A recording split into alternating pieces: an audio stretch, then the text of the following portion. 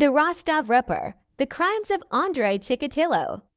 In the shadow of the Soviet Union's collapsing system, a nightmare was stalking the streets, train stations, and forests of southern Russia. His name was Andrei Romanovich Chikatilo. To the world, he would become infamous as the Butcher of Rostov, the Forest Strip Killer, and most chillingly, the Rostov Ripper. Between 1978 and 1990, he committed at least 50 brutal murders, most of them children and teenagers. His crimes shocked not only Russia but the entire world, exposing cracks in a society that often valued secrecy over truth. Early life of a monster. Andrei Chikatilo was born in 1936 in a small Ukrainian village, at the height of Joseph Stalin's famine known as the Holodomor. Hunger, fear, and violence shaped his earliest years. His father was sent to war and captured by the Germans. His mother raised him alone in a world of starvation. Rumors swirled in the village that his older brother, Stepan, had been kidnapped and eaten by starving neighbors. Whether true or not, this story haunted young Andrei. As a child, Chikatilo was frail, shy, and often bullied. He suffered from a neurosis bedwetting, which further humiliated him. Teachers and classmates mocked him, and his lack of confidence only deepened. He was also plagued by a sexual dysfunction, impotence. As he grew older, he discovered that he could only feel sexual satisfaction through violent fantasies and domination. This secret, twisted side of him remained hidden for years. First blood. In 1978, Chikatilo was a married man with 2 children, working as a teacher in Rostov. On the surface, he was an ordinary Soviet citizen, quiet, forgettable, obedient. But inside, the urges he had repressed for decades were boiling over. In December of that year, he lured a 9-year-old girl named Lena Zakotnova into an abandoned shed.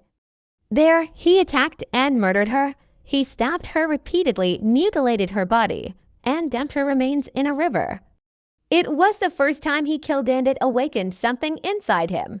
Shockingly, Chikatilo was not caught. Another man, Alexander Kravchenko, was wrongly accused of the murder and executed by firing squad. This miscarriage of justice gave Chikatilo a deadly sense of invincibility, a pattern of horror. Throughout the 1980s, Chikatilo's killing spree escalated. His victims were often children, young women, and runaways.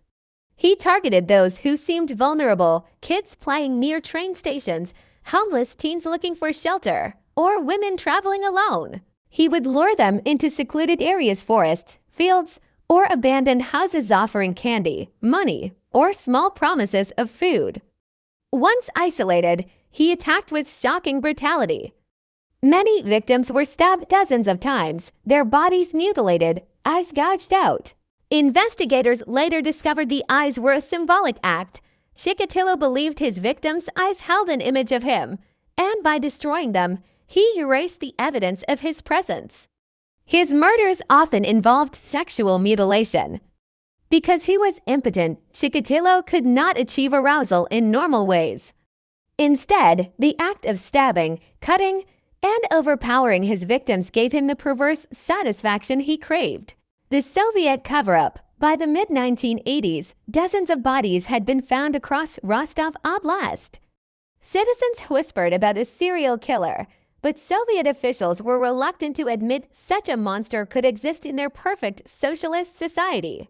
In the USSR, admitting the existence of serial killers was seen as a Western problem, a symptom of capitalist decay. So instead of being open with the public, the authorities kept the investigation secret. Warnings were not issued. Parents didn't know to keep their children away from train stations.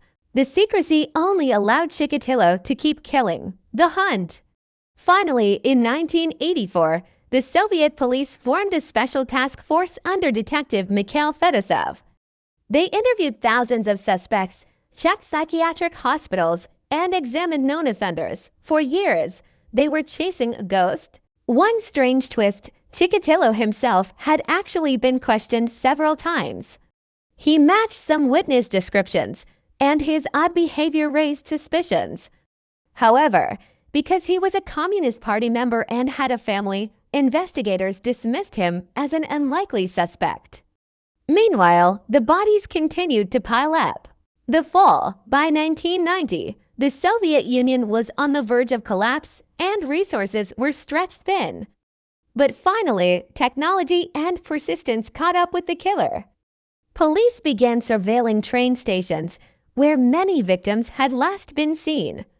On November 6, 1990, they spotted Andrei Chikatilo behaving suspiciously, approaching young children, circling the platforms, making notes in a small notebook. He was arrested. At first, he denied everything. But once confronted with evidence, including fibers and blood traces connecting him to victims, he broke. Over days of intense questioning, Chikatilo confessed to 56 murders, calmly describing each in horrifying detail. The trial. His trial in 1992 was a media sensation. Crowds gathered outside the courthouse, screaming for his death. Inside, the atmosphere was surreal. At times, Chikatilo behaved erratically, singing, screaming, exposing himself. Some believed he was faking insanity to avoid execution, but psychiatrists declared him legally sane. He knew what he was doing. He simply did not care. The court found him guilty of 52 murders and sentenced him to death. The end of the butcher. On February 14, 1994, Andrei Chikatilo was executed by a single gunshot to the back of the head in a Russian prison. His death closed one of the darkest chapters in modern criminal history. Yet his crimes left a permanent scar not only on the families of his victims, but on the very fabric of Russian society. Legacy. Chikatilo's reign of terror revealed the flaws of a system more concerned with appearances than truth. Dozens of young lives could have been saved if officials had warned the public earlier. The wrongful execution of an innocent man, Alexander Kravchenko, showed how secrecy and desperation warped justice. Today, Chikatilo is remembered as one of history's most terrifying serial killers. His name remains synonymous with evil not only in Russia but around the world. He was, in the end, not a monster from folklore, but something far worse, a human being.